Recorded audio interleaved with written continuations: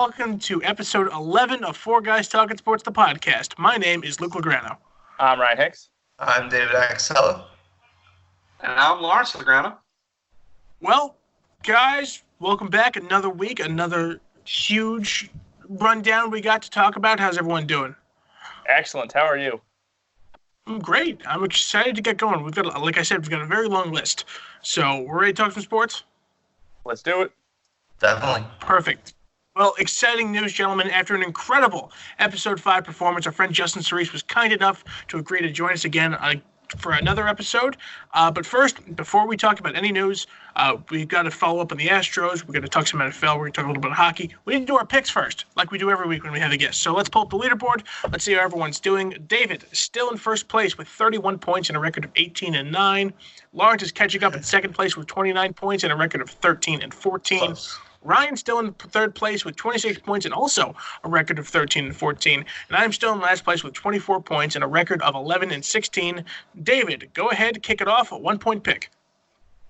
1-point pick this week. I'm going to go with the Pittsburgh Steelers. I've been doing actually pretty well with the bigger spreads lately. So I'm going to keep riding it. It's only 6.5, and they're playing an abysmal Bengals team. And the Steelers are they're really not that bad. They've had a couple bad losses, but fundamentally they're not a bad football team. They should really cover a touchdown on that. We'll see. Lawrence, go ahead. 2-point pick. 1-point pick. I'm sorry. 1-point pick comes with a little bit of bias. 3 home dogs this week. Wanted to take one of them. Don't really like any of them. So I'll take the Jets. They're getting 3.5 at home. I don't love it. I'm stumped this week. Wanted to change it up. As bad as I want to be over 500, I really should be over 500. But I'm close to David in points, which is apparently what this comes down to anyway. So my 1-point pick is the Jets at home, getting 3.5. 2-game winning streak, 2 bad teams, but who knows? Maybe the Raiders are a bad. Was it 6-4? What are they? 6-4. They are 6-4. Yeah, maybe they were bad 6-4, and we catch a little bit of lightning, and we get 3.5. You never know. 1 point. We'll see. Ryan, go ahead. You all laughed. I was mocked. But guess what? I came out of last week 2-1, so you know what that means. We're going back to the stats because they worked. No. You said if you swept, you'd bring them back. You didn't sweep. No, he's got him right. He's let him do sorry, it. Luke. You got let him do it. I thought what you just asked me was what team. Did you just ask me what team is 33-2 as the away team against the spread since 2010? Well, if you did. Wait. Is that the exact same stat you gave last week? It feels like the exact same stat you gave last week. The numbers are different. Together. And I'm choosing another winning percentage. So once again, the team that is 43-2 against the spread as the away team is the Dallas Cowboys. And while I hate picking against my boys, the Patriots, and I don't think they're going to lose the game, I think it's going to be a close one. And so I think that Dallas at plus 6.5, plus 6.5 is a good one. Wow. Ryan letting numbers influence his Patriots bias. No, not influencing the Great Patriots. thing about Ryan going 2-1 last week. The great thing about Ryan going 2-1 last week is I don't have to give up this pick right now. So thank you, Ryan, for picking the Steelers and having that whole mess happen. So I can pick this game. 1-point pick. No, I didn't pick Dallas. Going with the Bills, -4 against the Broncos. Good Bills team, kind of, I think. I'm not really sure. They've got a winning record, but the Broncos have a losing record, and they don't play very well, especially with this whole quarterback fiasco they got going on. They show up in some games. They don't show up in some others, and I don't think this is one they're going to show up in. So, 1-point pick.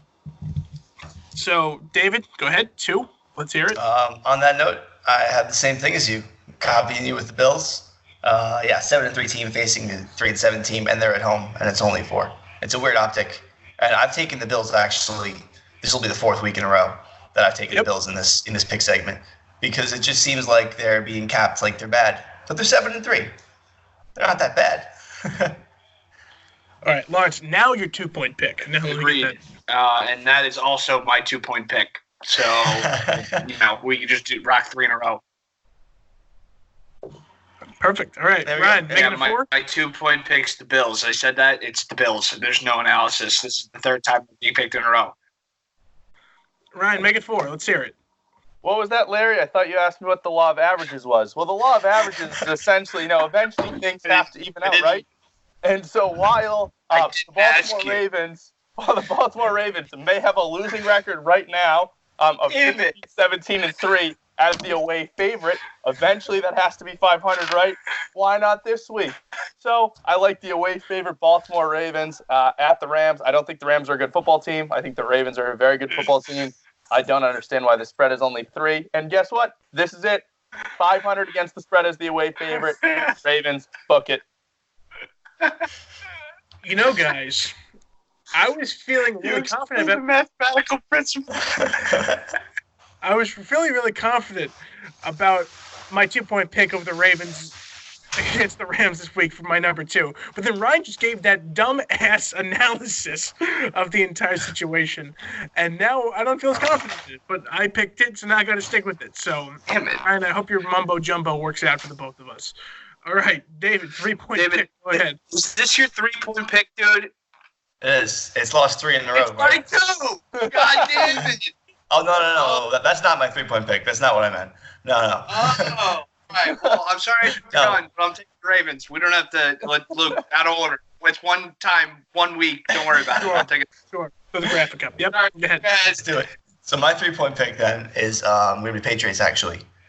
They're just way better than everyone else in almost every aspect of the game. I think it's become apparent at this point, except the 49ers are also a very good team. But they should be at least a 7-point favorite against any team, and the Cowboys have not been really playing well lately.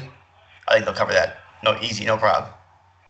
It's the battle of David's 3-point pick against Ryan's extensive research. Who's going to come out on top? Well, if I was doing more research, I could find out how many 3-point picks David has lost this year, and I would venture to guess that I feel pretty good. Yeah. He's got a That wasn't. Yeah, wait. That was a perfect setup, Ryan. You could have asked me if I asked you some dumb question. Oh, is it my turn? Yeah. Oh, sorry. I I must have missed your question about how Seattle has done against the spread the last 7 times they played the Eagles. Well, if you were wondering, Seattle is 6-1 against the spread the last 7 times they played the Eagles, and they're going to be 7-1 on Sunday. The Seahawks are a very good team. They just came off beating a top 3 team last week. Lock them in against the Eagles. The Eagles team isn't good. I have no idea why they're a 1.5-point favorite. I think that line should be way higher for the Seahawks. So, I can't understand why they're underdog either. No, they're not. They're favored, but only by 1.5. No, they're sure the underdog. Yeah. The Seahawks are getting that 1.5. What? Correct. Oh, see, Yes, they are. I wrote plus 1.5. They are getting and right when we started, I said there's absolutely no way they're underdogs. Oh, yeah, they are. That's what's so weird about it, too. Wait, so the Seahawks are underdogs against the Eagles? Yes. Oh Yeah, my gosh, they are. my pick just looks so much more better. Holy shit, this is awesome. And with That's that, a whole 3-point difference. and That's with a that, huge- is confirmation that I will be in last next week because I too am taking the Seahawks plus 1. Woo! Let's go ahead, book it. I'm not catching Ryan. I can Hey, at least get Luke. him maybe. Luke, you know what's cool about that pick? What? That's what's cool about that pick is Seattle's actually 6-1 the last 7 times they played the Eagles against the spread. Okay. Hey, guess what? We brought Justin Sorice on the show. Let's send it over to him. And we're now joined by Justin Sorice. Justin, welcome back to the podcast. Happy to have you. Thanks for having me back. What's up, guys? Just happy to see your lovely face, Justin. That's it. Just happy to see you. All right, let's get right into it. So we had a situation unfold last week. Right as I finished editing episode 10, the NFL world was shook by the end of the Thursday night football game. With seconds remaining in the game, Myles Garrett sacked Mason Rudolph. They began to go back and forth, with Rudolph grabbing at Garrett's helmet, eventually leading to Garrett taking off Rudolph's helmet and striking him over the head with it. The news spread quick, and now we've all seen Myles Garrett has been suspended indefinitely for the hit with the helmet. Browns defensive lineman Larry Ogunjobi, I hope I said that correctly, was suspended 1 game for hitting Mason Rudolph after the play. And, oh my God, Marquise Pouncey, the Steelers offensive lineman, there we go, originally got suspended 3 games, but after his appeal, it's been reduced to 2. And news broke this morning. Garrett claimed Rudolph used a racial slur during the confrontation, which Rudolph denied. And after an NFL investigation, they could not find any evidence that Rudolph used a racial slur during the incident. Justin, you're our guest, so I'll let you start. What do you make of this entire situation, and where do you say it ranks among the more egregious acts in the sport of football that we've seen in recent memory? Wow, that is a rude awakening to the show. Welcome to this show. Okay, so I will tell you, the night that happened, I was down in New Orleans, and the group that I was with was pretty shocked when we saw the video because we did not see the game live. And then the next morning, I flew back to New Jersey and had the privilege of watching First Take pretty much the entire way there, and got to watch Stephen A. Smith and Max Kellerman talk about this for 2 straight hours. And is that a privilege? No, it was definitely sarcasm. Okay, just clearing that up. I think to summarize sort of everything, one, I think the NFL was right in their punishments, more or less. I think you debate the smaller details, but I think it's probably safest to suspend Garrett indefinitely until they can sort of parse everything and figure out what the correct length is. But 2, and this is something that Max Kellerman was saying, so Lord forgive me for parroting something that man has said, but Mason Rudolph not absolved in this situation, in my opinion. I mean, he started the altercation. He continued the altercation without his helmet. And so it doesn't make what Myles Garrett did any better, but I don't really see Mason Rudolph as this like enormous victim in this situation, considering he's the one that perpetuated it before it even escalated. So that's sort of my initial opinion, to be honest. All right, so I'll attack what he didn't. Different scenario for me. I actually caught this live on television. We filmed the podcast. At the end of the podcast, the Steelers were down 14-0. Everyone had taken them as their 3-point picks, and the live line was 14. The Steelers were getting 14. So I bet the game as soon as the podcast was over, decided to turn it on with 5 minutes left because the Steelers were down 14. So my game's even. It was right. The last 5 minutes were interesting for me. So I caught the whole thing live. And I was just sitting there with my jaw on the floor. I mean, like Matt O'Hara, my roommate, had went to bed, and he ran out because he was like, okay, what in God's name are you two and Joe Buck screaming about?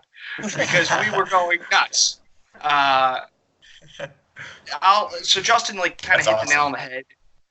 I don't think Rudolph's absolved either. I agree with the suspensions. Like he said, you can parse details for the little ones. The news that broke today, though, was pretty crazy because ESPN sent a push notification out about it, right? So, they're perpetuating this discussion. And, while we're not trying to cross any lines, for a fact ESPN isn't trying to cross any lines. This would be on footage. I mean, this is an excuse that's coming a week late. Brass tacks, right? I mean, he could have said anything today, and it's the same argument. It's why didn't we hear about it in post-game press? Why is this the first time we're hearing about it a week later when you're defending yourself, right? This is the NFL. This was a primetime game. If Mason Rudolph said that, guaranteed there's a hot mic out there somewhere. Has to be. Right? Every quarterback's helmet has a mic in it too, because they have to communicate with their coaches. So it's there. They said it, they will know. So, sorry to interject. Joe Thomas was talking to Michael Kay. I'm not sure if it was today or the other day. He said that every primetime game, a quarterback is mic'd for NFL films. Right. So why? So it would have come out if it was the truth. It's a lie, basically. Right. I mean, you assume. You assume. You don't know. Right. I assume that the NFL is competent enough that they have it recorded. Correct. That's my assumption. Yes. I mean, you hope.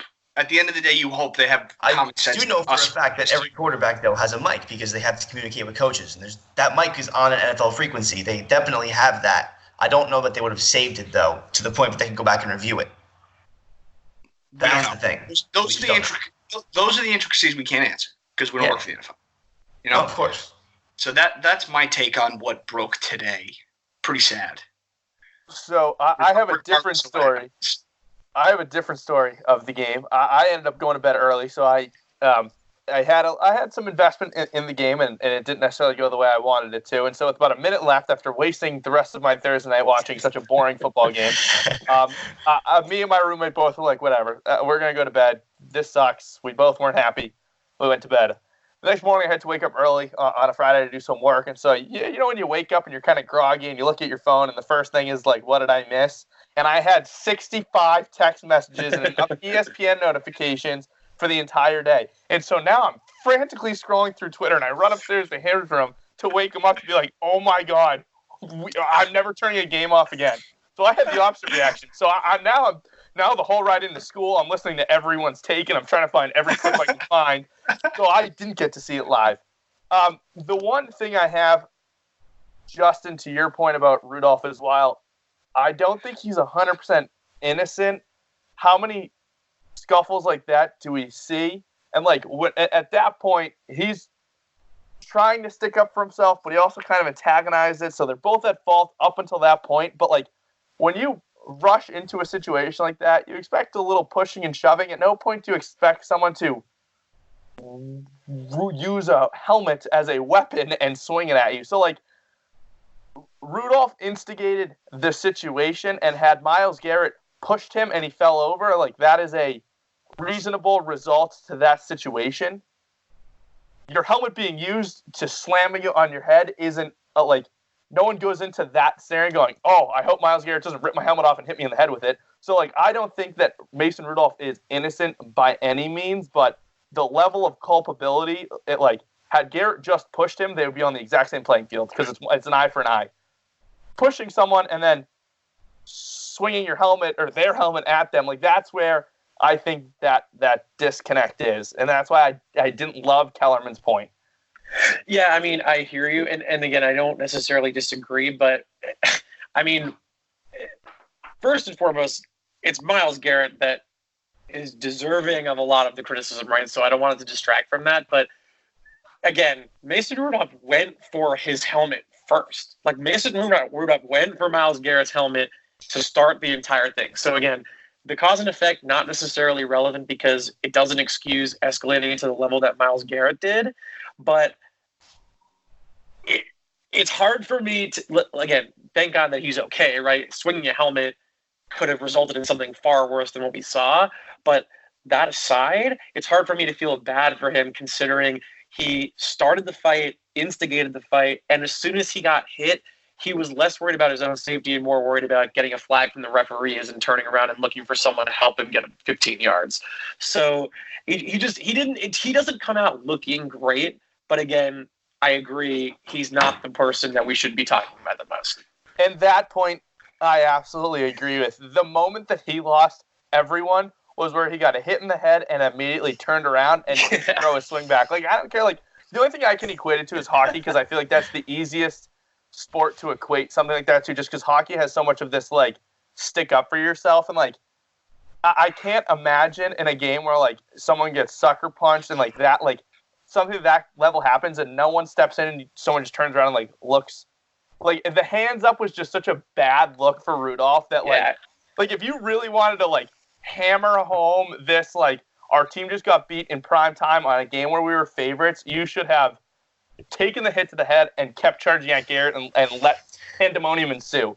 You shouldn't throw your hands up and panic. Like, I 100% agree with that. He lost everyone the minute he started pouting on the field. Like, that was such a bad look.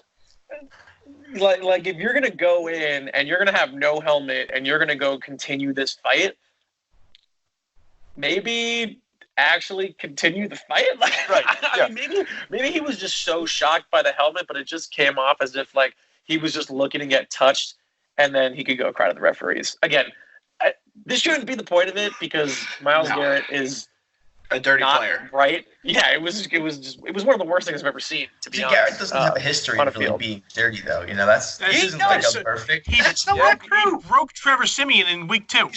He's gotten so many fines. He's gotten so many fines this season for rushing the pass. Okay, but to be fair, That's things part of that the game, happen though. Like, between- he's things just that happen working right. hard. Things that happen I think- between the lines during a play are different. It's very Lawrence, different yeah, than that all happens Lawrence, after. Lawrence, outside look the it up lines for me. things. That's what I'm trying I'm to get. pretty Yeah, sure just Myles exactly. Garrett has like somewhere between $40,000 to $60,000 worth of fines. Lawrence, look it up for me. But Are this they all like you know, roughing the passer things that would have been legal 2 years ago, though? Good point. When he was, like still playing, like playing in college, really learning how to get into the NFL. but regardless, he's a repeat offender, and it's not even close. Not a It's repeat not a offender repeat of offender, something though. like It's not the this same stuff. thing. Yeah. No, Then you have you know to what? suspend him for the year. Honestly, like I didn't talk to Luke about this. I think he's right. I think we both have nothing to cite, and that's where the disconnect is here. But I truly believe that. I think We can I'm look looking up into it after, yeah. history. And, Yeah, and I will say, the next morning there was like a montage that went around of him like throwing elbows and punches and scrums and stuff like that.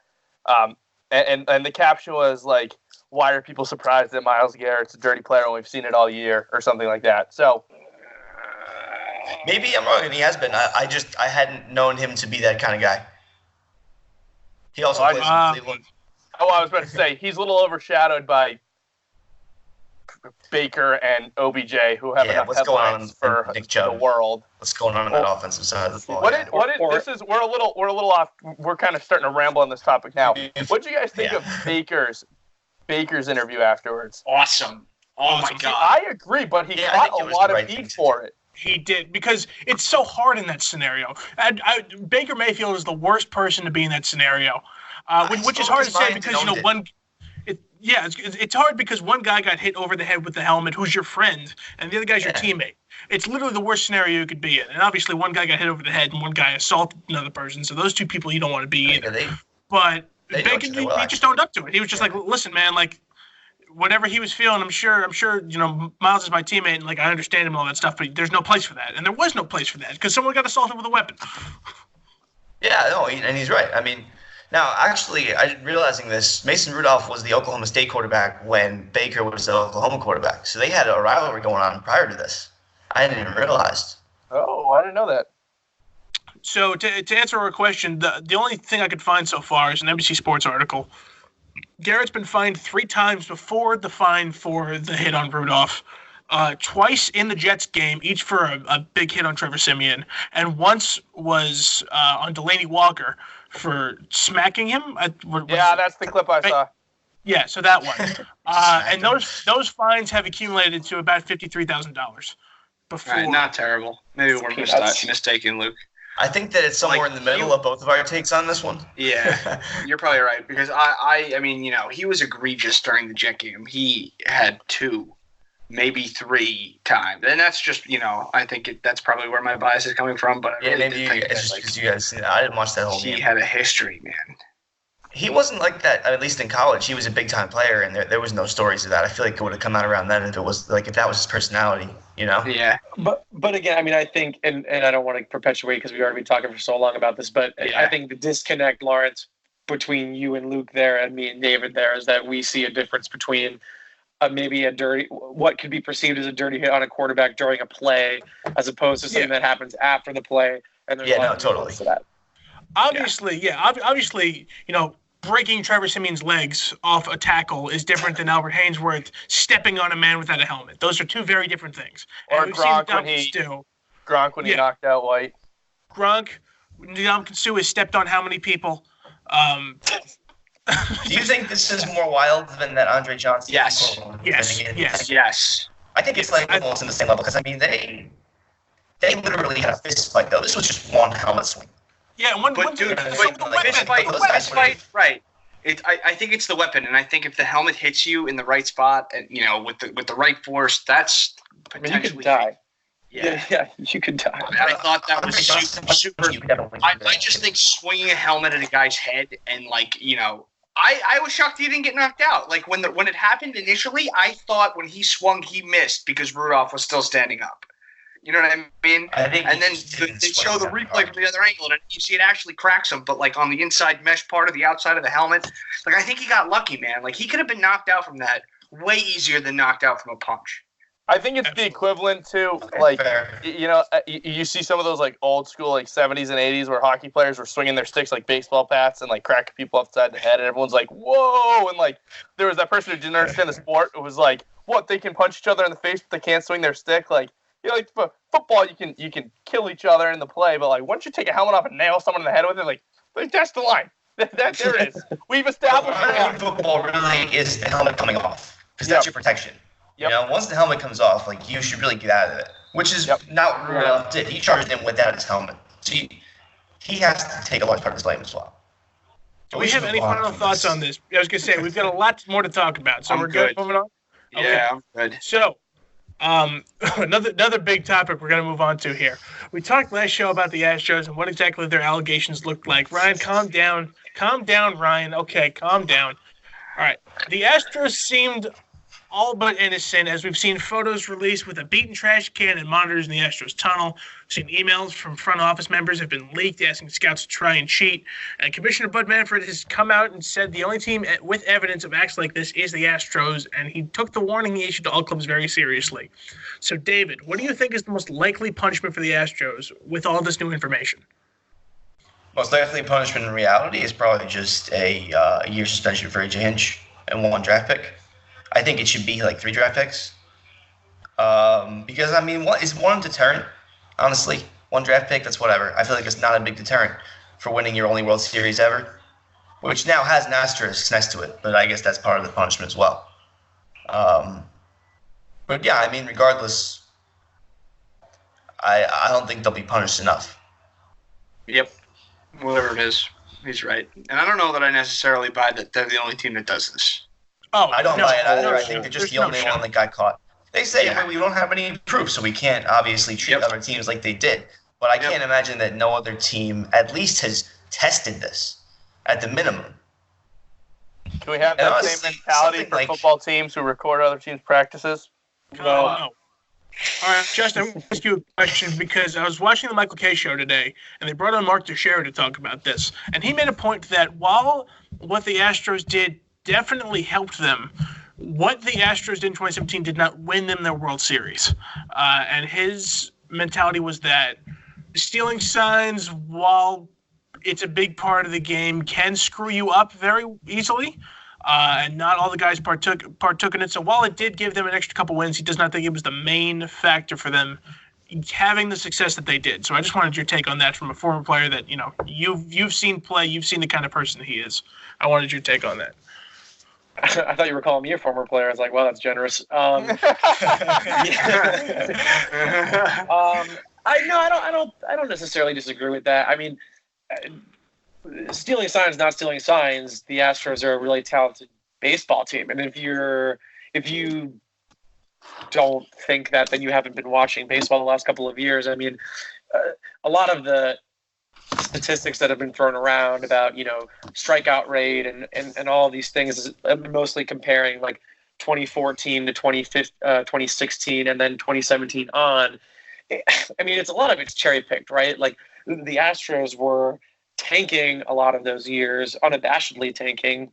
That's not me, talking poorly about that, right? That was their strategy. No, it's true. And they're doing what Miami's doing now. Right, and then a lot of those players came up in the 2017 season, and a lot of the players that were up had big years. So, no, I'm not going to sit here and say that stealing signs are the only reason the Astros won the World Series. Now, until we get specific details on when it happened, if we ever get those things, we'll never really know. But if you're going to talk about what the impact is on a championship, in a small sample size of a playoff series, one at-bat can change the outcome of a game, and an outcome of a game will obviously have a huge impact on the series. So I'm not going to pretend that the Astros weren't good enough to win a World Series, but the reality is we're never going to really have the specific enough details to know how much of an impact it did have. That's very fair. David, do you have any extra comments on this, David? Because I want to find the exact in 2017, it's a little sketchy that they did win those 4 games against the Yankees all at home. That's the thing that I would look at and say maybe that could have been a difference. Would they still be 4-0 without this? Because they did lose all 3 in New York. But now, 3 out of the 4 wins really was just because of their pitching. It wasn't really they didn't score that many runs in 2 games. They only won because I think he gave up 2 runs in 2 games against the Yankees. I could be mistaken on that, but I'm pretty sure that he really shut them out that series. My question, and Luke, I was gonna ask David a question if that's okay. David, what changed? What changed for you over the last week? Because when the news initially broke, you did not have the opinion that you said. You said they can't be punished enough, right? So what changed for you? I found out that there was a rule against it. Oh, okay. Initially, I thought there was no rule against it, and I was like, oh, wow, if they just found a loophole, then good for them. That's awesome, and I wish my team did it. But I later found out there was a rule, and I would be very upset if my team knew there was a rule, did it, and got caught, and got screwed over into the capacity that they're at. But if it brought a World Series, I might have been okay with it. Like, if the Mets won in 2015 and I found out they were doing this, I think I'd be okay with it. Yeah, right. Because I still went to the parade. That's insane, right? And that's the only one I've ever seen, and probably the only one I ever would have seen. So I am just putting this on the record. I am taking this clip, and every single time that I get shit for the Patriots, I'm just replaying this clip.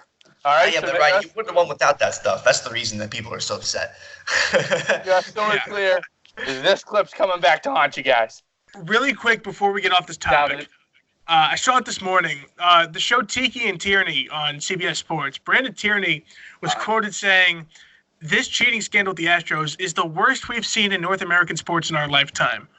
And they had a poll on Twitter, and 56% of people said yes. How do we feel about this? I mean, what's worse? Deflategate's not.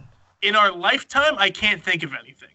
All-time Black Sox, but I was going to say Black Sox and Pete Rose are much worse than this. What about the Pete Rose wasn't cheating; he was just gambling.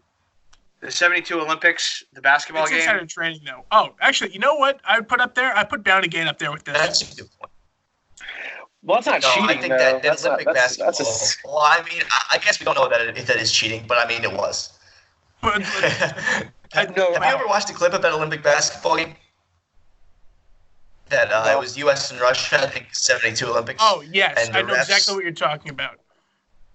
Because it was the refs, so we don't know per se that it was cheating, but why would the refs have done what they did if they weren't Do you guys know the story? Outside influence? Okay, so what happened was, David, correct me if I'm wrong here. I believe the U.S. was up by they were up by 1 or 2. And then Russia got called for a foul. They took their shots. They were only down by 1. And then the refs reset the clock to have 3 seconds instead of 1.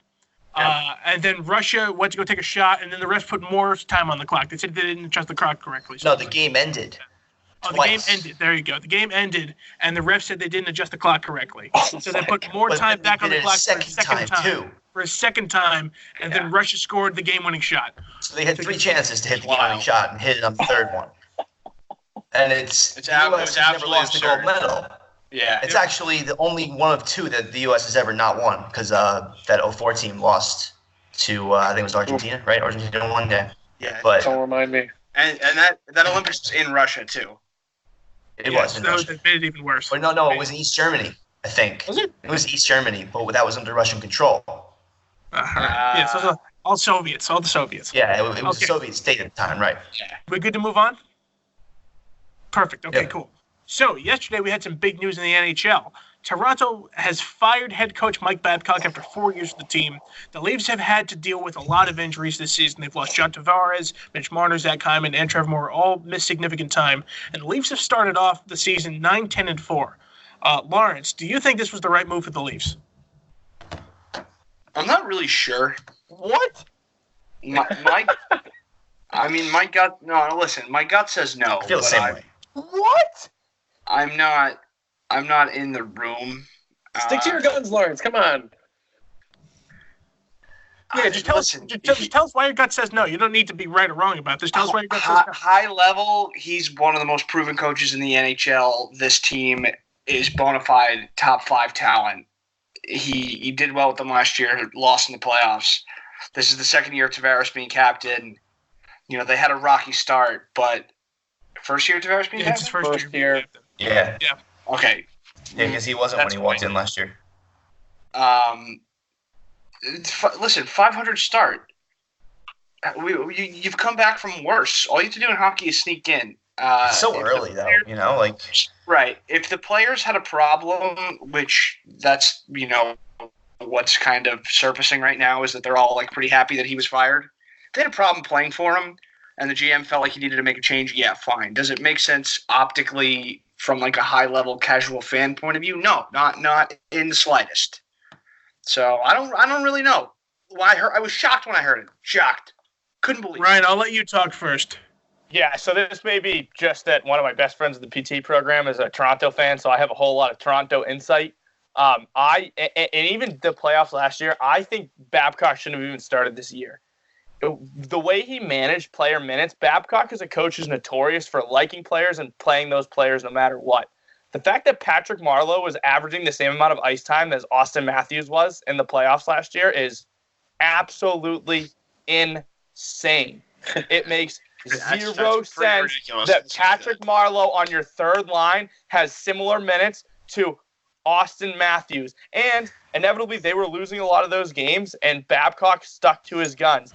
I get it. You might like a player more than do. If you're losing a playoff series, you stick to what got you there, and you put your young guns out there. That's but one. Ryan, gritty veterans. Yeah, Playoff experience. So Ryan took exactly what I was going to say. I was about to snap my laptop. But then there's a second thing that I have an issue with. The reason that coaches like Babcock or Hitchcock, those kind of guys, Quenneville's not really a good example. I'm trying to think of another one. Those hard-nosed coaches, they're good for a 3-year window to flip a team around. And that's because they're so rigid and they have such a tight system.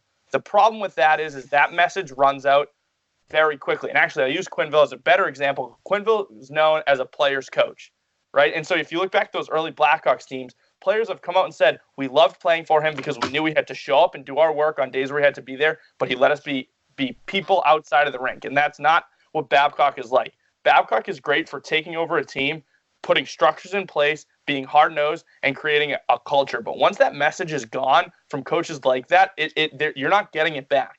He is not a player's coach. He has his rules, and he has the way he wants to do things, and he is sticking to that no matter what. And that was clearly the fault with this team, was you have too many guys who are, when you have Nylander, Tavares, and Matthews, and these offensive juggernauts, and even Riley on the blue line, you have to let them play, right? There comes a point where you have to just let them do what they're going to do and let them take those chances, because that's how they play. That's why the Lightning win so much. The Lightning don't have a crazy system. The Lightning run a high, fast offense that wins them games. Now, obviously, they looked at the playoffs last year. It didn't necessarily work out for them in the postseason, but that's their system. When you have that many offensive players, right? It didn't, but they had the best regular season in hockey history. I know, right?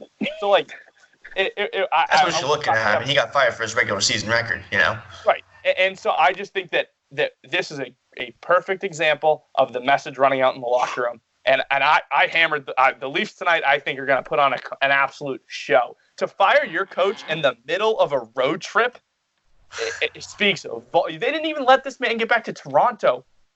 They're in Phoenix right now, and they shipped his ass out. Hey, Ryan, the Mets fired Willie Randolph while he was on the plane traveling across the country with the team. Don't even worry about it, dude. That's crazy. Don't even worry about it. I just think I think from an outsider's perspective, if you have that much urgency to fire your coach that you do it in the middle of a road trip and you don't even let him finish it out, there are clearly things going on there. And once again, Patrick Marleau and Austin Matthews had the same minutes in the playoffs. That is insane. So I'm not going to talk too much because Ryan talked a lot and we still have a little bit to go. But I'm just going to use what knowledge I have. No, you're good. You're good. You had a lot of great points there. What I was going to say was, so I've been watching a lot of Steve Dangle. I'm not sure who you guys know, but he covers the Leafs for TSN. And he covers every single Leaf game. And from what I've learned, it's that, oh my God, Babcock. There we go. All right. I was going to say, I don't know why I'm blanking on the guy's name. We've been talking about it for the last 5 minutes. He's got some AV syndrome in him where he really values the older guys.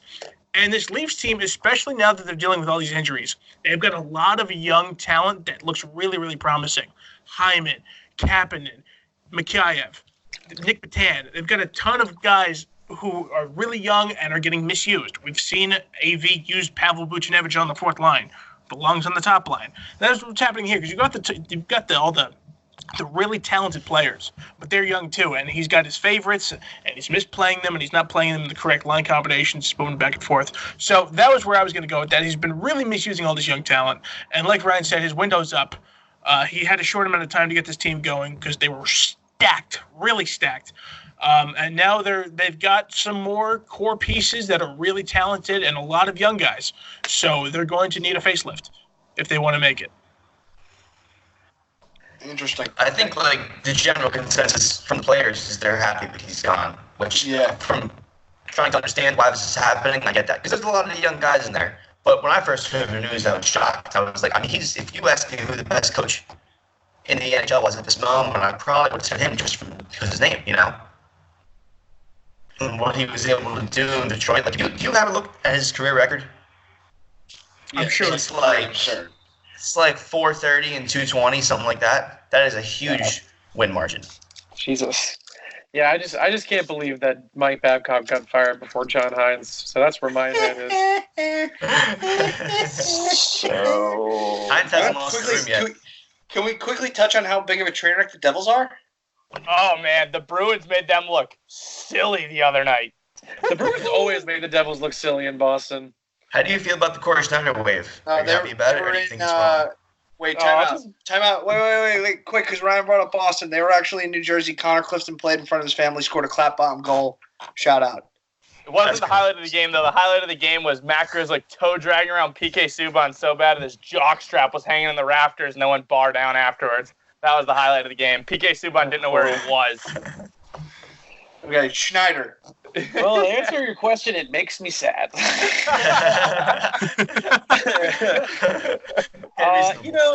It's just a bummer. Like, every Devils fan worst nightmare 5 years ago was the prediction that by the time the rest of the team got good, that Corey would be trash, and here we are in 2019, and it's reality.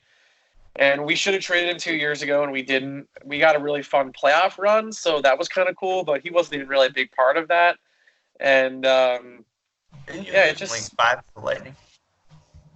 Yeah, but he actually had the only win in that series because we had to start Keith Kincaid in Tampa because he was so hot in the last 3 months of the season. He lost both games. They played Schneider. He won game 3, and then we lost games 4 and 5. But all of that aside, the Devils are bad, but here's the thing, though. They're scoring at a decent rate. Like, it seems to be the defense that is the Achilles heel. I mean, really nothing's good, to be honest. But, I mean, listen, I like John Hines. I think he persevered through a lot of historically awful rosters. But, I mean, we've blown so many third-period leads, and things are so bad that even I have nothing left to defend him with. I mean, the only reason he even got the extension was because Taylor Hall likes him. And now it's looking like Taylor Hall's not going to re-sign. So I think realistically the timeline here is Taylor Hall either re-signs or they trade him and John Hines gets fired the next day. What would you want in return for a Taylor Hall trade? That's a good question. Well, I'd like him to start playing a little bit better so that we can get more for him. But to be honest, I mean, the price starts at a first-round pick, right? I mean, the guy's 2 seasons off an MVP. Preferably, I'd like a first-round pick, a decent prospect, and a top 4 defenseman, right? I mean, I don't see why the price should be lower than that. For a rental, that's a lot for a rental. That's assuming an extension. That's assuming an extension. For a rental, like a Stone kind of. You'd probably have to give up another prospect in that though, or something like because a 3-for-1 is not. It doesn't happen very often. I mean, I'm sure it'll. I haven't honestly thought about it that much, but Shiro is a magician, so I have faith in him. But it's a bummer that it's come to this. But to be honest, and I said this a couple of months ago. I mean, look, I'm upset that he's leaving. Obviously, a bona fide MVP is a more solid person than anything that a draft pick could possibly be, or not possibly be, but in reality, right? A bird in the hand is worth 2 in the bush. But There is a timeline where trading Taylor Hall is better for the Devils than re-signing him. It's not a guarantee, but considering the window that the rest of the roster looks like is the best fit for them, I mean, a 28-year-old winger who has a history of injuries and who's going to demand greater than $10 million a year is not necessarily the best thing for this team. So it's a bummer to trade him. Nothing is a guarantee, but there is a universe where this works out better. Perfect. I would agree. Okay, so I like it. guys, this week we're bringing back our lightning round, and I finally decided on a name. It's not the best, but we're calling it Quickly Talking Sports. Quickly talking. Quickly Talking Sports, then we'll lightning round. Okay, so here's how this I is think I gonna might work. like lightning round better. I like the Quickly Talking Sports. It's So, Hey, Alright. immediately Let's following roll this with it. segment, we're giving out the Banff Awards. So get them ready. oh God. all right, so we give you guys each 3 questions, and since we're having an extra question and an extra person, I'm going to try and keep you guys to a minute and a half as best as I can. I'll leave an extra Max. minute after the person answers. I'll give an extra minute for a rebuttal, but we got to move quick because it's the name of the sport. All right, ready? Here we go. Let's start with Justin. Justin, Le'Veon Bell recently took to Twitter and spoke to reporters that he's done with random testing from the NFL. He says he's been a part of 5 tests for HGH in the last 10 weeks, and he said he will not be cooperative if he's selected again, even though the league policy states he would face repercussions if he doesn't. Do you support Le'Veon if he chooses not to comply with the NFL's testing? No, I don't support that. If you are realistic about playing in the NFL, you're going to have to take the test. Do I think it's a little bit ridiculous? Yes. But do I think that he is honestly going to risk his contract and his career to say no to a drug test and make a stand? No, I don't think so. Good. Cool. That was incredibly quick. Well done, Justin. Let's keep doing that. He's David. quickly talking sports. Quickly talking sports. He is quickly talking sports, yeah. Tua Tagovailoa, I hope I said that right, went down last weekend and will miss the rest of the season with hip injury. As one of the big-ticket items in the upcoming NFL draft, how badly does this injury hurt his draft stock? I Is honestly this don't still know. for me? Oh, sorry. To be like it's kind of rare that you get the number 1 quarterback, the guy who everyone thinks hands down would have been the number 1 pick as a quarterback for over the past year, almost pretty much the past 2 years at this point. He gets injured and has surgery not right before, but what are we, 5 months away from the draft at this point? So he wouldn't really be able to be, I think, in football gear till August the earliest, right? If he got surgery now. You don't know how bad the injury is the thing. And I wouldn't be shocked if he was still number 1 pick. There's a lot of good quarterbacks in this class, so he could totally fall. Okay, Justin. I was gonna say that I haven't really been keeping up. Honestly, I've been a little bit unplugged, but there was an initial report that there was a possibility that he could miss all of next season too. So if that were the case, I don't know if he would take the risk and still declare and hope that he would still get picked, or if he would put faith into his own rehab, try to get some workouts in, and then rebuild his draft stock back up. So I haven't seen anything since then. I don't know where he is with surgery and all that stuff, but that was apparently a possibility in the first couple of hours. I think Have a we've little seen bit of his time. last game in an Alabama uniform. Definitely. What's up, Lawrence? Go ahead. Nope. We're good. No, I was just going to say, I think I saw Colin Coward say this. I saw someone report saying that Tua could fall as low as 13 in the draft, David. Do you think that's a realistic possibility? Definitely realistic, yeah. I would say, honestly, even to the second round if this is that bad. I We just don't know the extent. I don't think he'd fall that. If he falls that late, I can find a team that could sign an old quarterback for a 1-year deal, have him hold the clipboard, and have him be a starter wearing blue and gray and red for the next couple of years. Shut up. All right, I'm Lawrence. serious. I 100% could see the Patriots taking him if he fell that low. No, yeah, Why would- definitely. Why Why would would they? they? Why Yeah. would they? Just like they were going to take Lamar, right, guys? I never said they were going to take Lamar. I never said Oh, they were that's a lie. That's a lie. And I'm moving on. gonna find it. Yeah. First, we never did That's this show. hearsay. I think that was a pipe dream. Lawrence, this is your question. Quickly. Carmelo Anthony Quickly talking. made his return to the NBA court earlier this week as a Trailblazer and matched up against the Pelicans. Melo played 24 minutes, going 4-14 for 10 points and 4 rebounds. Should people be excited for Melo this season, or is he stealing a starter spot in Portland? He's not really stealing a starter spot in Portland, and he will not be starting on that team for the rest of this year. Well, I mean, he will not be starting on that team this entire season. There's absolutely no shot. 4-14 with 10 points and 4 boards is exactly what you're going to get out of Melo if you bring him onto the court 10 to 20 minutes if you take him off the bench. I think they're letting him get used to it maybe by starting him now, kind of getting him back into game flow, and then he'll probably settle into a role on Portland. But, their bigs are bad, and that's why they've struggled this season. So I think that they let Carmelo find himself.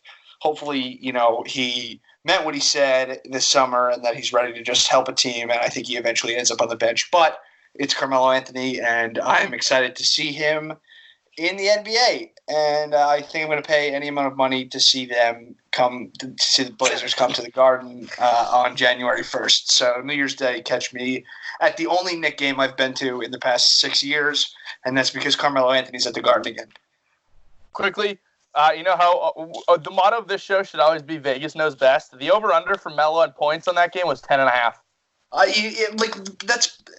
You're right, but that's so Melo. It's so Melo off the bench. You know he's going to shoot until he scores double digits, and he's not going to play any defense. That's exactly what he's going to do.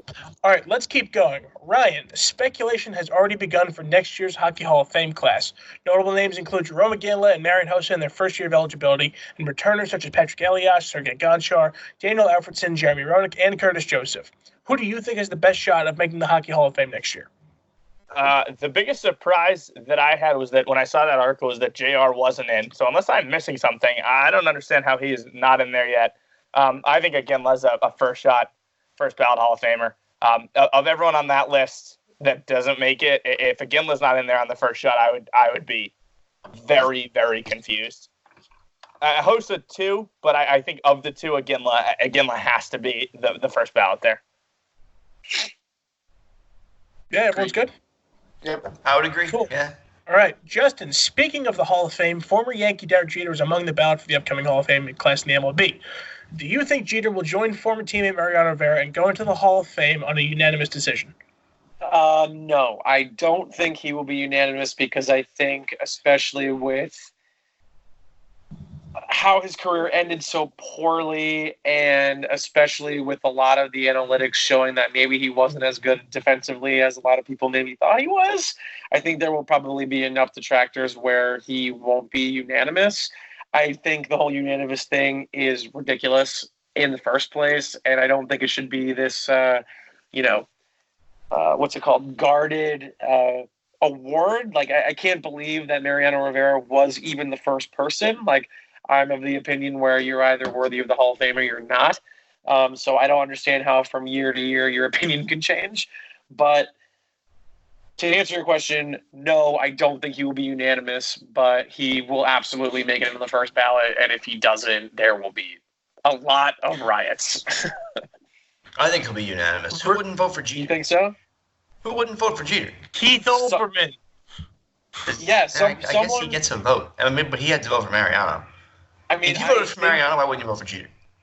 Because if you think about how their careers ended, I really think that's the big difference, right, David? Like, Mariano was still arguably the best pitcher in baseball when he retired. Like, Jeter did never win an MVP, right? That's true, but he arguably should have won one. But regardless, his last two plus years were not good. I mean, they were kind of inarguably bad. So, but how many did he play for? How many years did he play total? Is it 18? I think that sounds about right. I don't think he hit 20. Your last two being bad is totally excusable because he still is over a lifetime 300 average, even with those bad seasons. Listen, I agree, and obviously I would vote for the guy, but if we're comparing the two different situations with the two guys being voted for, it took this many years to get someone who was going to be unanimous, and there were plenty of other people who had just as strong of cases as Derek Jeter did, and they didn't get in unanimously either. So I think there is going to be someone Past was a different time, the way baseball. The Hall of Fame, it's like a weird club, but now they're opening it up. You know what I mean? Hope you're right. I hope you're right, but my gut says no. Okay, let's move on. David, here's your second question about draft stock being affected. Memphis freshman James Wiseman has been ordered to sit out 12 games and donate nearly $12,000 to the charity of his choice by the NCAA. What are your thoughts on this ruling, and will it affect Wiseman's chance of being a top pick? He will still be the number one pick going into the NBA this year, unless Cole Anthony really shows him up during the season, or if LaMelo Ball has an amazing year over in Europe. But I think because he's playing in Europe, he's just going to be like in the 4 to 6 range, no matter what he does over there. I think it's actually kind of a cool thing that they're having him donate it, because in the past the NCAA would have just taken that money and they would have put it in their pockets. But the fact that he got to donate $12,500, which was, I think, less than half of the money that he got from Penny Hardaway. I could be wrong on those numbers. So it is the exact number. So it's the exact number. I thought he got more. Okay. Regardless, I think it's way better going to a charity than the NCAA taking it. Do you think that be the number 1 pick in the NBA? Do you think it's a big deal that they're making a teenager pay $11,000, or do you think that it's what he asked for when he took the money? Yeah, I mean, it was given to him illegally. You know, it's don't break the rules. Just get caught. They gotta get the money back too. All right, let's move on. We still got a lot to talk about. Lawrence, don't go anywhere. It's your turn. Stick with us, pal. All right. Lawrence, Artemi Panarin scored 2 goals Wednesday night against the Capitals to bring his point total to 11 goals and 14 assists for 25 in his first 19 games, and also brought his point streak to 12 games, making it the longest since Scott Gomez had 13-game streak in 2007 for the Rangers. Do you think Panarin is earning his contract value so far in New York? We'll get 7 years, though. So, that's the test. But, yeah, he's as advertised right now. He's a magician. He's been so much fun to watch. God willing, Artemi Panarin will be the Corey Schneider of the New York Rangers. For you, yeah, and he was the comparable I was thinking of when you were talking about giving a 28-year-old winger an absolute shit ton of money when your team is really, not in the window to win a Stanley Cup. However, it seems like he's bought in. He clearly wants to be in New York, and he's been an absolute stud, and he's the reason this season is even afloat for us. So if he can produce like this in the next 3 years, yeah. And if that takes us to deep in the playoffs, even better. But it's too early to call. Big contract aside, the difference between Panarin and Schneider, Justin, we didn't give up a first-round pick for him. All right, let's keep going. Ryan. Bo Horvat specifically.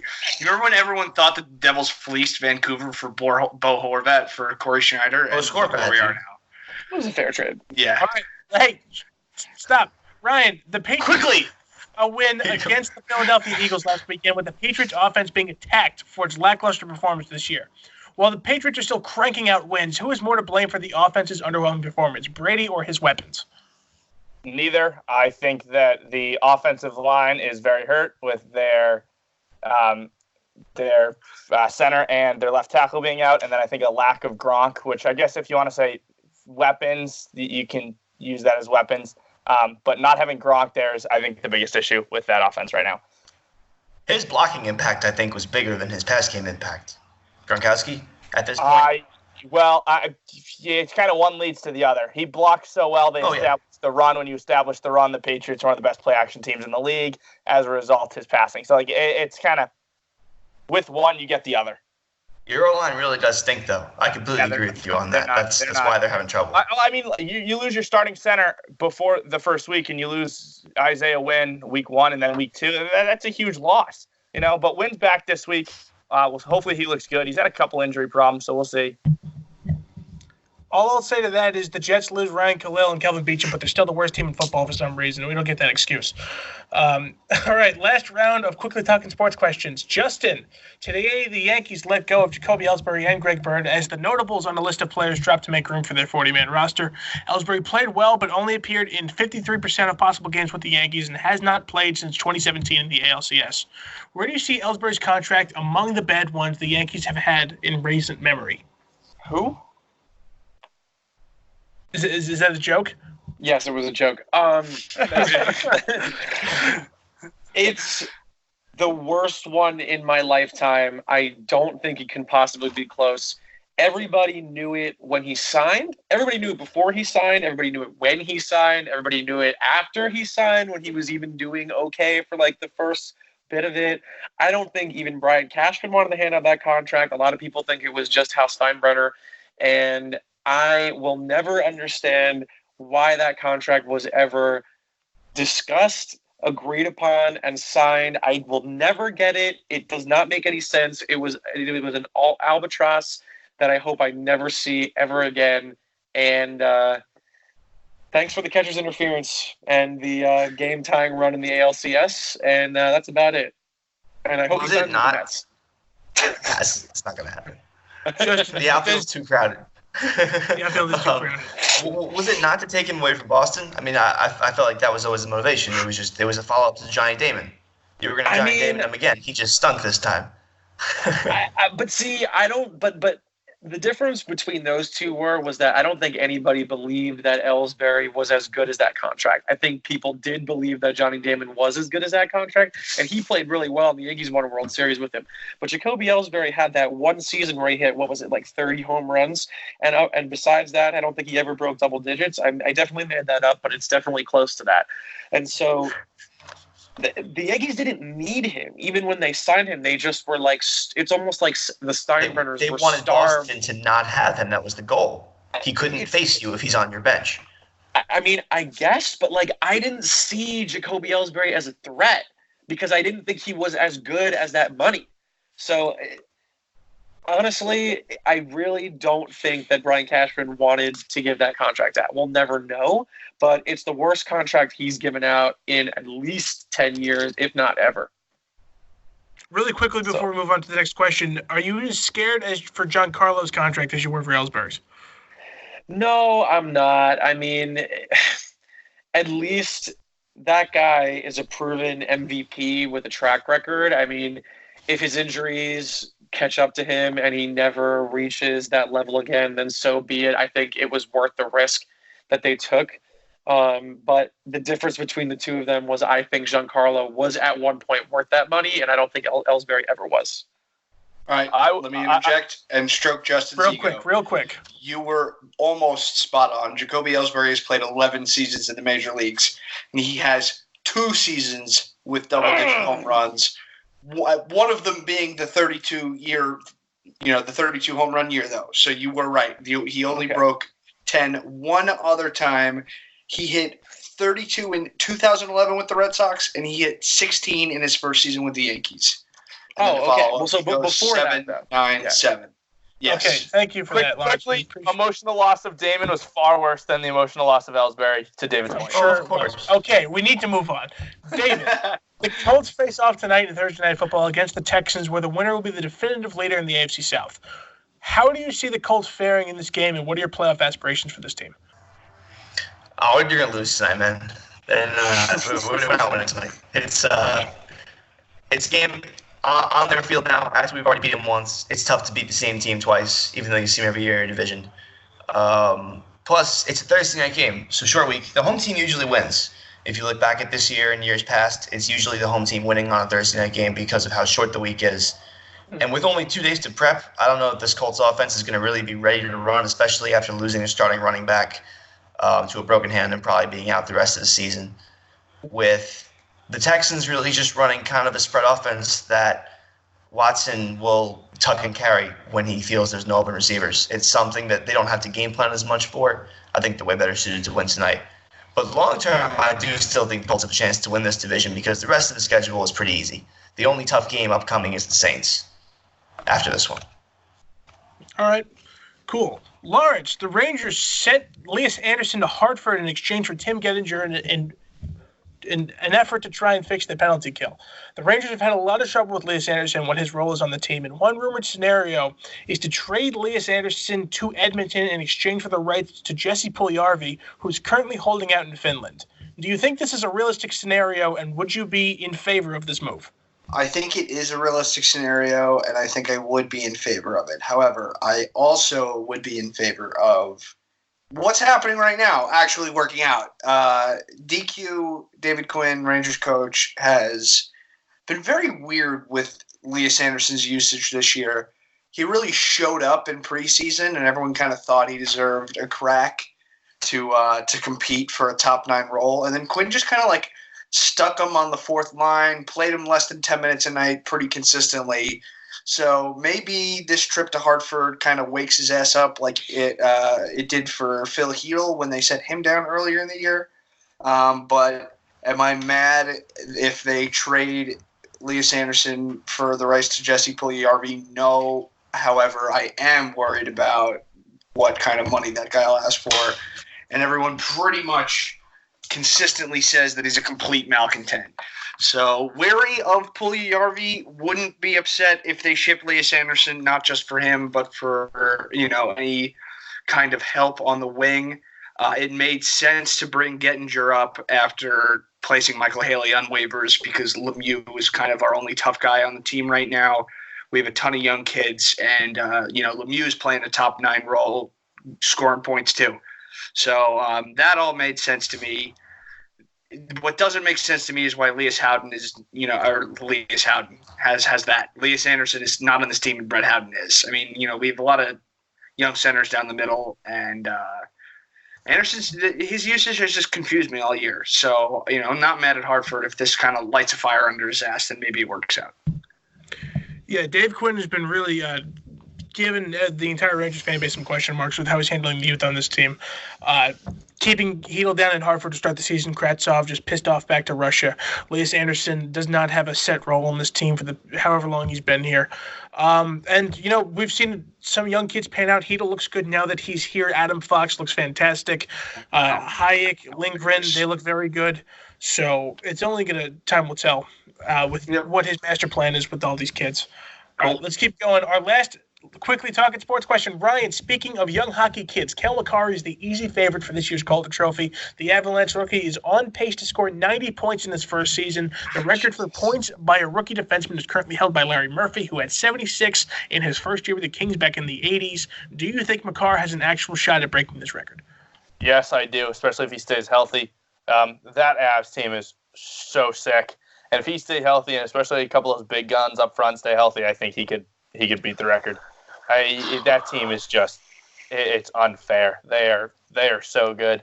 And that kid is just, the way he moves the puck and the way he skates and his vision, I mean, he looks like he's been playing for 10 years in the league. I mean, he's just so poised. He's so calm on the blue line. He walks the blue line like he owns it. I mean, the kid just looks great. And it's a great look for college hockey and the NCAA to have a kid come out of the NCAA and make this big a run. For imagine a kid coming out of nonetheless UMass, which is not a super well-known hockey school except for the last 3-4 years. Super not well-known hockey school. Sorry. I would say Quinnipiac is definitely a better known in the college hockey community. Quinnipiac is absolutely better known than UMass. Oh yeah, but nationally.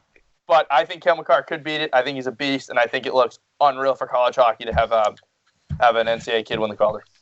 Still have an allotted minute for the rest of this segment. To all four of you, does anyone have any shot of catching Cale Makar? Olofsson, Quinn Hughes, no one's got a shot at catching Cale Makar. Nope. Mackenzie Blackwood, Justin, he qualifies? Unless Makar goes out there tomorrow and blows out both his knees, it's his to lose. Jack Hughes is going to have a lot of catching up to do if he wants any shot at that. I don't think it's going to happen, Luke. All right, there we go. There's your first official Quickly Talking Sports. Good job, gentlemen. All right, so let's move on to the question of the week. We're wrapping up here. Lawrence, you wanted the people to tell you what their favorite sports video game of all time is. We got a nice eclectic mix in here. We've got Jake Bullion with NFL Street 2, Jenny Charalambas says Mario Kart, Andrew Castiglia with NHL 09, Michael Parr, NBA 2K17, Zaya Oshana, FIFA World Cup 98. John Franklin gave 2 answers. He's got a tie between NFL 2K5 and Wii Sports. Jameson Graham says the original NFL Street. Pat Pitts wants you to know that professionally it's NFL 2K5 and non-professionally it's Mario Strikers. I value that answer so much. What a game. Thank you, because that's Coach the direction I was going to go in. So, yeah, go ahead. Okay. Coach P, old friend of the show, says he loves the old EA NCAA football games. It doesn't matter which one. He loves them all. Kyle Calhoun says Mario Super Strikers. And Ari Severino says Wii Sports, but specifically bowling's the best one. So, Justin, I left your answer off there for a reason. You're our guest. I'll let you start. Man, what did I say again? I actually don't remember. Did I say NHL 07? No. Oh, no. MVP Baseball 5. Oh, yes. MVP Baseball 2005. How much time do we have left on this show? because that game was perfect. You could charge the mound. You could argue with the umpires.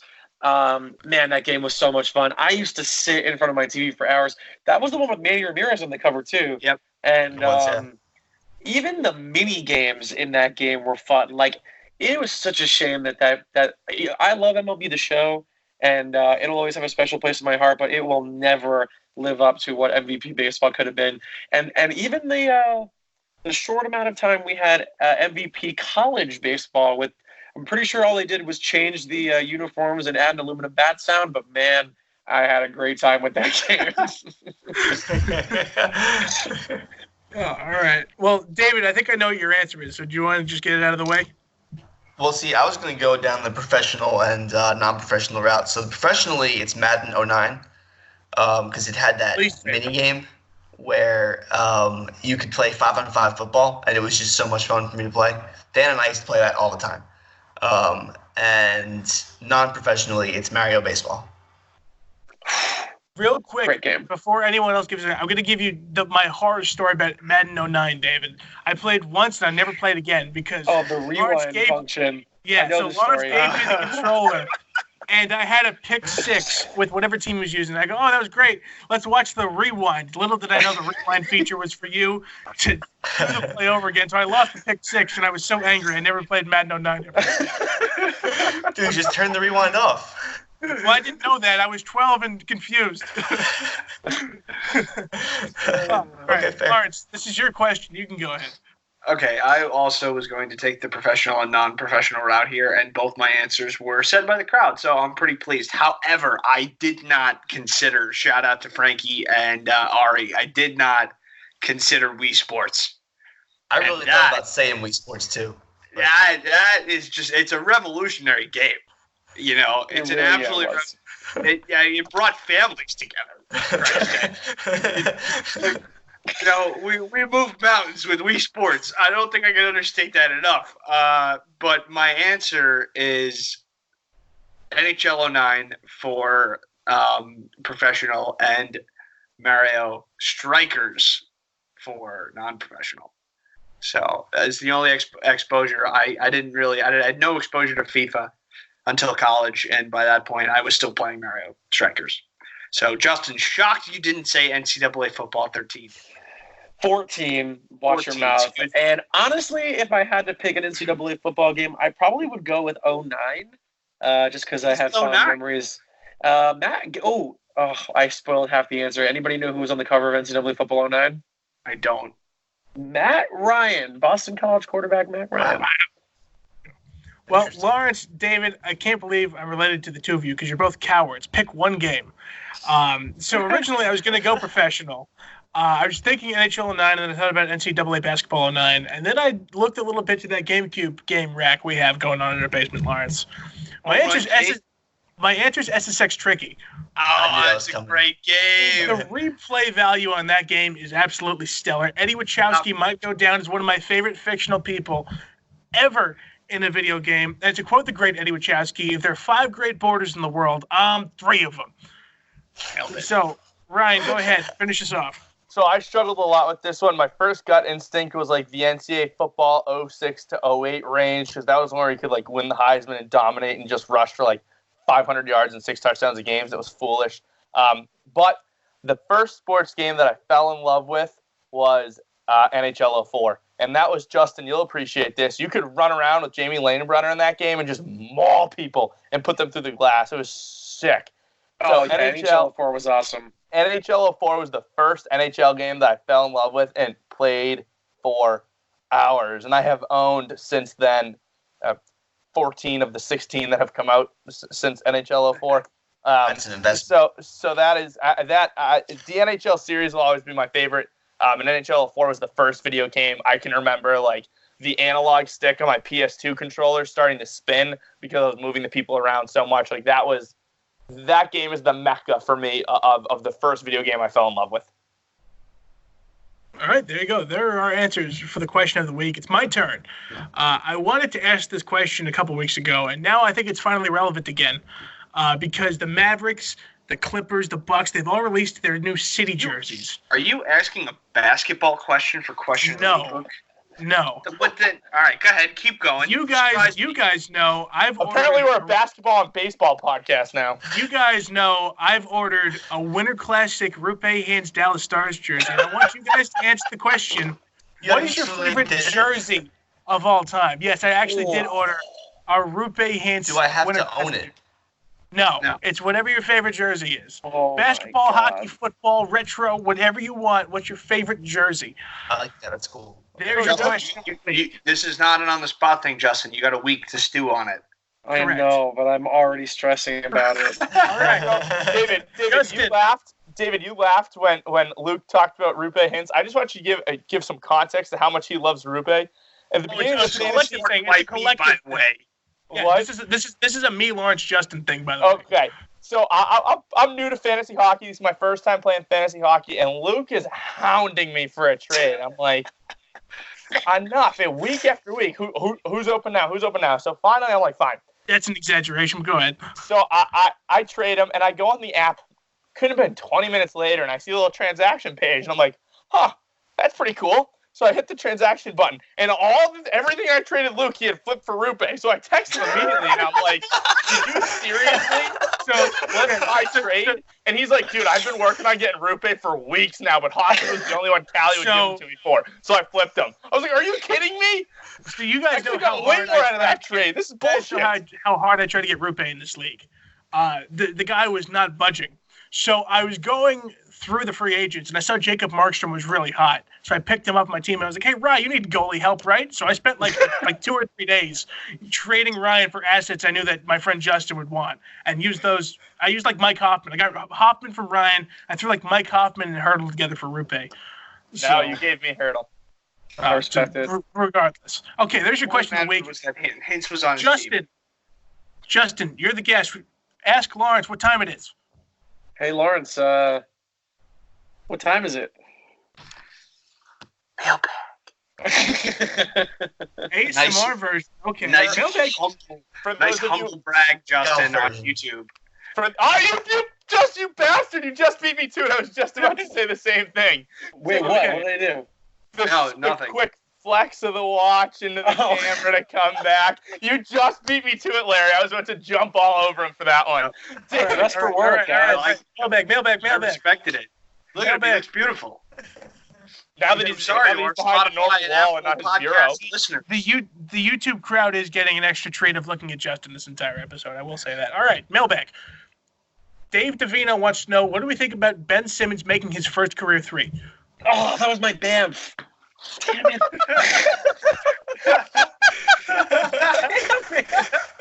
I'm so mad about that. Oh, my God.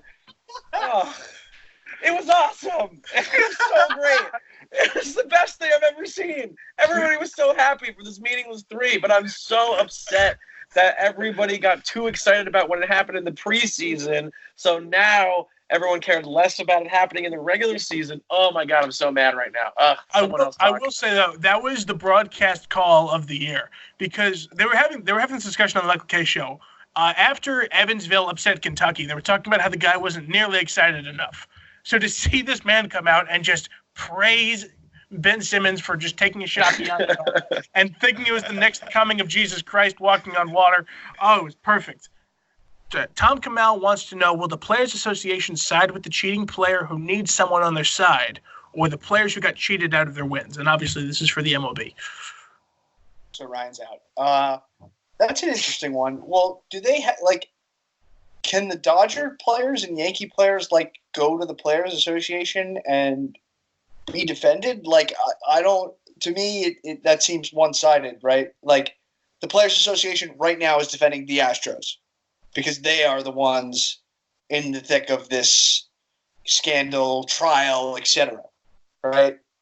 I mean, I think the mindset of that is though, you look at the Players Association, you look at the Yankees, be like, hey, we got screwed out of 4 wins. You're gonna help us, you're gonna help them. You're gonna help the guys who cheated, you're gonna help us who got screwed. No, right now it's players fighting the MLB and they're defending players. It's not players fight. I don't know. I It's not think players. It's not infighting. The association will always fight suspensions no matter what it's for. That's their job. Also, I was just going to say, while the Yankees and the Dodgers are the highest profile teams that were potentially wronged in this whole thing because of the playoff series, they're not the only teams. The Astros beat other teams on their way to the World Series, and they beat more than just the Yankees and the Dodgers. Yeah. That's just New York now. Way too many. That's my take on it would be that they have to. Yeah, I agree. Right now. All right, cool. And Dan Acasella wants to know, how would you fix the college football playoffs? Oh, dear God. Oh, my goodness. Here we goes go. Justin. Listen to me right now. Here we go. Sit back, no one's gonna want me back on the show after this. No, okay. Listen to me. I'm gonna try to do this in 45 seconons. Okay, Luke. So thank you, Dan. Okay. Thank you so much, Dan, for asking that question. That really needs to be addressed. The thing that you need to understand about the current state of the college football playoff is it is based on the assumption that a committee of subjective human beings can agree on who the 4 best teams in college football are and get it right. I think that is inherently flawed, and I just philosophically disagree with it. Now, if we're going to accept that that there's going to have to be a subjective choice in some part of this process, then I can accept that. But here's what would need to happen. You need to expand it to 8 teams, which everybody assumes is probably going to happen at some point anyway. And then you should have 5 automatic bids for power conference champions. Now, the first thing people are going to say is, well, Justin, what happens if a terrible 7-5 Virginia Tech team accidentally wins the ACC championship against Clemson, and then they're in the college football playoff? Okay, fine. The thing you do before that, you get rid of divisions. You know why? Because we don't need divisions anymore, people. We have the technology to travel across the country whenever we need to. So we don't need people to be an hour away from each other to play football games. So you get rid of divisions. You guarantee the 2 best teams in your conference are going to their conference championship. You hand out 5 automatic bids to conference champions for the 5 Power 5 conferences, and you have 3 at-large bids for the rest. I don't understand how this isn't already the system because it makes so much freaking sense. And if that's the case, then we could all go back to caring more about who actually wins the football games instead of me watching a team win and then not being able to be happy about it because they didn't win by enough points. It is so depressing to be I know this is bias, right? Because I'm a fan of a team who's currently on the bubble, but I can tell you from experience, it is so depressing to watch your team win and never be able to be happy because you know they aren't impressing the 12 or whatever number of people it is enough. And it's so frustrating, and sports are about winning games. And that's what it should go back to. So 2 things here. One, that definitely was not 45 seconds. No. 2, David, I think you're the most suitable person. Do you have anything you want to say to Justin on this topic? So I absolutely love your idea with the 8. It has to be 8, and I love the 5 power conference auto bids. I think that has to happen because it's always a Power 5 conference winner that makes it. The only thing I would want to guarantee G5 winner, which means the highest ranked G5 team, no matter what, will make this playoffs. If they have to be the 8 seed, then so be it. But not so long ago, maybe 15 years ago even, the number 1 ranked team at the end of the year was national champion. So now you're kind of taking the more you expand, the more you're punishing the best team in the country. So why not give them a cupcake 8 seed? You know? And then you get those teams like USF, they get to try to prove themselves. So that would be my request. I spiritually agree with you, David. I don't know if it's a realistic thing that they could really put into something in real life. I think the problem is that it's not every year that a group of 5 team looks like they're worthy of being one of the best 8 teams in the country. And so if they want to keep that farce alive, they just can't possibly guarantee it. There would have to be some sort of control that they would have to be undefeated or they couldn't have less than 9 wins, right? There would have to be some sort of caveat. They're just going to play the 1 seed anyway, so why not reward the 1 seed by giving them this bad team in the playoffs? So I hear you as a fan, but if you're another Power 5 conference team, why are you giving up a spot every single year to a group of 5 team who could maybe have 8 wins in an awful conference when instead that spot could go to Utah or Notre Dame when they're not that good or anybody? I mean, why is the group of 5 given special treatment in that case? Close to the playoffs in the current.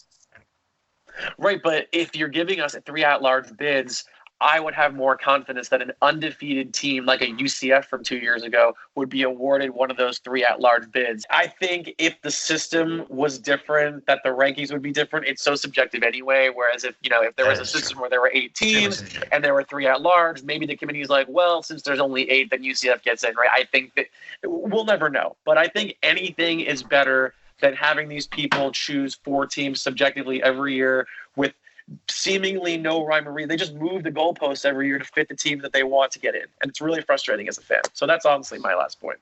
Look at this guy. I think He's also beautiful. He wears expensive watches. He wants less subjective decisions and more controls. It's clear. It's clear he's a businessman. It's clear. He's going to go to Little Lake and then blame it on his secretary. It's really civilized. All right. I do think we need to keep divisions, though, just because for scheduling purposes. The last thing I have for everybody today. It's time, ladies and gentlemen, for the judge's trivia question of the week. Ladies and gentlemen, Matt Chandler, the judge, kind enough to provide for the trivia question every week. And this week, the topic, college football. Oh, boy, I'm out. Here's the judge's trivia question of the week. From 2011 to 2014, Alabama lost 4 times. Name the starting quarterbacks of those 4 winning teams. Cam Newton. 4 teams that beat them. Correct. Cam Newton is one. Sean Watson is one of them as well.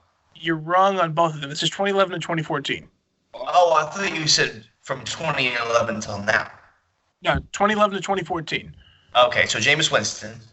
Right? No, actually, I don't think he did beat them. Mariota? Nope. No, he didn't beat him. It's going to be some weird people. Who was the quarterback of Auburn when they won? Right? Is Colt McCoy one of them? No. Colt McCoy was before then. The Auburn quarterback was Newton. Here's your hint here. As a non-college quarterback fan, I recognize 2 of these names. Oh, boy. Yeah, no, I mean, I was looking for NFL quarterbacks. Usually only those guys beat them. You know? Can you give us the schools? Because we're not going to get it without it. Yep. No. Why not? Because I don't know them. Would you know if they're SEC teams? Can you at least give us that? No, I wouldn't know that. You know who's in the SEC? I don't know what teams these people went to. So how am I supposed to tell you if they were an SEC team? Oh, I see. Okay, you don't know what schools they went to. I can tell you like 2 of them, but I can't tell you all of them. So I don't want to leave someone out. Give 2 of them. Who cares? Yeah. I think before we move on, I think we can agree that Judge has collectively stumped us this week. Yeah, Judge wins this one for sure.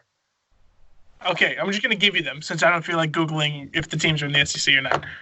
Okay. Jordan Jefferson. I have no fucking clue who that is. Johnny Manziel. Oh. Nick Marshall. Nope. Trevor Knight. Trevor Knight. Last one? Nick Marshall, I'm pretty sure it was Auburn, but that is crazy. Another point game in the win column for Judge. That, Stop asking me I college guess questions about. back then, Nick Marshall. I think, Justin, that's why we guessed Cam Newton, is because we both remembered the Iron Bowl where Auburn ran back the field goal. That was what the I kick thought 6. Cam Newton was, too. Yeah. No, Cam Newton was before that. He was before that, yeah. He was. He beat Mariota Yeah. in the championship, actually. All right. Sticking on the college sports trivia, I have a quick one because we were talking about McCarr being an NCAA player who won the Calder. There has been one person in history who has won a Hobie Baker Award and a Calder. Whoa. Any guesses? I have mine, but I don't even think it's remotely correct. Let's hear it. Johnny Gaudreau. Nope. Is it recent? Define recent. Is it within the last 10 years? No, in our lifetime. Oh boy, then I really have no idea. That's pretty tough. If it wasn't last 10 years, I'm not gonna. I can give you a college if you'd like. Sure. Boston University. Oh, that doesn't help. That's all of them. That didn't help. That's all the Early 2000s. I really feel like I know this, and I'm gonna be mad when you say it, but I don't. Yeah, no, I don't know. Nope, got nothing. I don't know why, but I really want to say Mike Green. Nope. Although, oddly, good guess. Justin? I got nothing. I got nothing next. Chris Drury. You know what? God damn it! I was thinking of that. He's the only player, Boston University, I believe it was 2001. Wow. Yep, Hobie Baker winner and then Calder winner. Only one in history. You know what? Before this goes out, I'm gonna text Judge and see if Judge knows it. Judge probably will know. Judge knows all the Judge crazy probably stuff. will do it, and he's a BU guy too. We always go at it. I'm a BC guy. He's a BU guy. I'm gonna text him right after this ends. And All right. we'll You'll have to let us know how it goes next episode. Justin, I will. thank you so much for joining us again for another lovely episode of Four Guys Talking Sports. We loved having you. I'm sure this won't be the last time we'll see you here. Thank you, guys. Sorry that I took like 5 minutes to talk about college football. Happens sometimes. It happens. All right. Well, that's all we have, ladies and gentlemen. Thank you so much for listening on Spotify, Apple Podcasts, YouTube. Maybe you had a friend record the entire script and just send it to you via email. However you listen to this. We loved having you. Thank you again for listening. Be sure to like this video, subscribe to our channel. Make sure to follow us so you don't miss episode 12. That's all we have for episode 11. My name is Luke Lograno. I'm Ryan Hicks. I'm David Acasella. And I'm Lawrence Lograno. Oh, and Yes, I and I get to say my name? Wow. Yeah. Wait. Go ahead, say your name. Say it. And I'm Justin Sorice. He did it. Okay. Ladies and gentlemen, thank you so much for listening. Hope you liked it. We'll see you again next time. Take care. Pets.